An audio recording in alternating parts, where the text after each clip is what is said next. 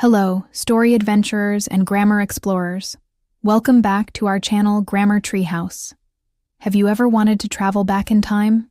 Not with a time machine, but with words? Today, we're going on an incredible journey to unlock the past, and our secret key is something called past participles. It sounds a bit tricky, but I promise it's super fun and makes our stories 1,000 times more exciting. So, what exactly is a past participle? Think of it as a special form of a verb that tells us something has already happened. Words like broken, seen, gone, written, and spoken are all past participles. They help us describe things that have been completed. For example, instead of just saying, "the window broke," we can say, "the window was broken." It adds a little bit of magic, doesn't it? It paints a picture of what has already taken place. To really understand this, let's dive into our first story adventure. Imagine a brave knight named Sir Reginald. He had fought in many battles and had seen many strange lands. One day he arrived at a mysterious castle. The drawbridge was broken, and the heavy oak doors were locked. A message had been written on the stone wall. "Only the pure of heart may enter." Notice those words? Fought, seen, broken, locked, and written. These are all past participles. They tell us what has already happened to the knight and the castle before our story even begins. They set the scene perfectly. Sir Reginald, who had spoken to the villagers earlier, knew a secret. A magical key had been hidden long ago by the castle's first queen. The villagers told him the key was given to the oldest tree in the forest. So Sir Reginald ventured into the dark woods. He walked for hours, guided only by the moonlight that filtered through the leaves. He felt as though he had been chosen for this quest. Finally, he found an ancient oak tree, its branches twisted like giant arms. A small golden key was stuck in its trunk, almost completely hidden by moss. He carefully pulled it out. The key had been forgotten for centuries, but now it was found. Returning to the castle, he put the key into the lock. With a loud creak, the doors swung open. Inside, everything was covered in dust. A beautiful tapestry, which had been woven with threads of gold and silver, hung on the wall. It showed a picture of the queen who had built the castle. A magnificent feast had been prepared on a long table, but it had turned to stone over the years. It was a place frozen in time. Sir Reginald explored the silent halls. He found a library where countless books had been written but never read. In the throne room, a crown had been placed on the velvet seat, waiting for its rightful owner.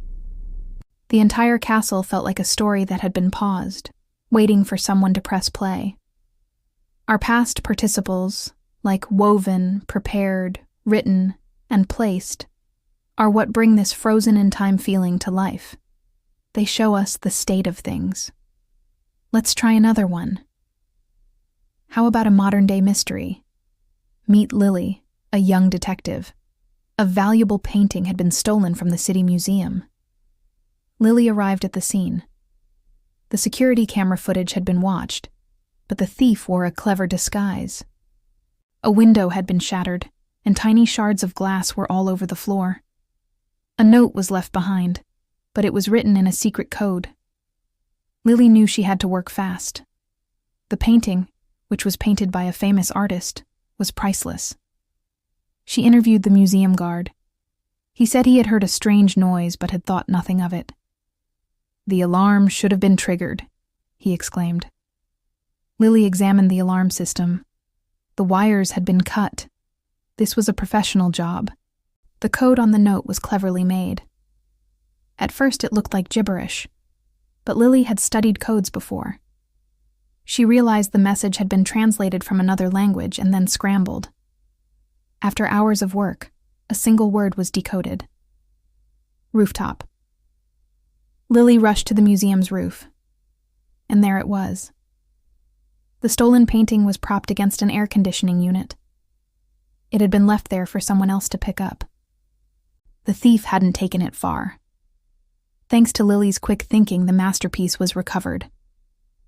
In this story, Words like stolen, watched, shattered, written, painted, cut, translated, and left are our past participle heroes. They help us piece together the puzzle of what happened before Lily solved the case. See how they work? They are action words that describe a completed state. So, how do we form these magical words? For many verbs, it's simple. You just add ed at the end, just like you do for the simple past.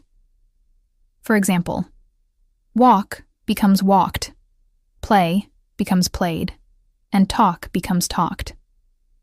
These are called regular verbs. The knight had walked for hours. The detective had played by the rules. The villagers had talked about the legend. But English is full of surprises.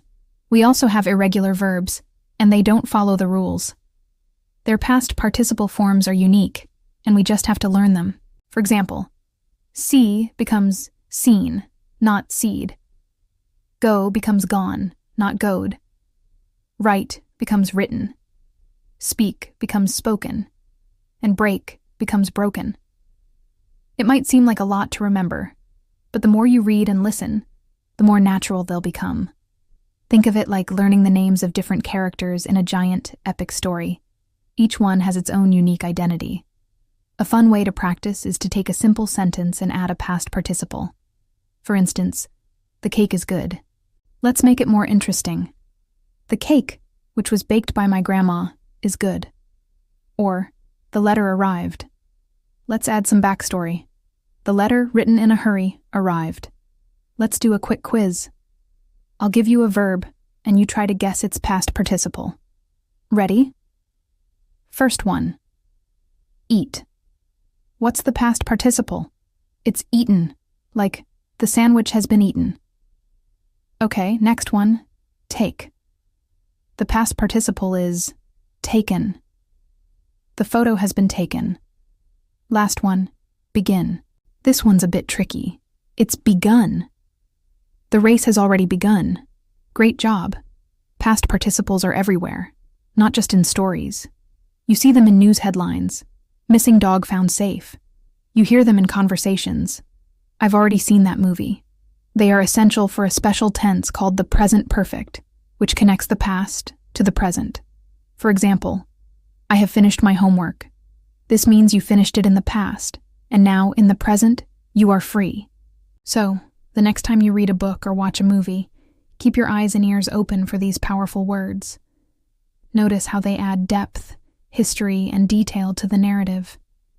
They are the secret ingredients that make a good story great. They are the echoes of the past that make the present so much more interesting.